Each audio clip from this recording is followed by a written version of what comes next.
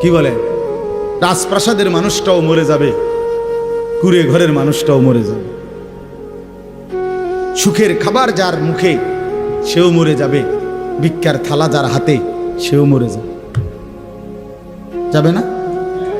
তো যেটা নিশ্চিত অনিবার্য বাস্তবতা, যে মৃত্যুকে আড়াল করার, অস্বীকার করার, পাশ কাটার কোনোই ব্যবস্থা নাই, কোনোই ব্যবস্থা নাই। না ক্ষমতা দেখাইয়া, না কাইন্দা কাইটা, কোনো সিস্টেম নেই।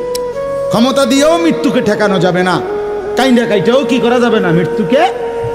যেটা নিশ্চিত সেটাকে ভুলে যাওয়া কেন ভাই?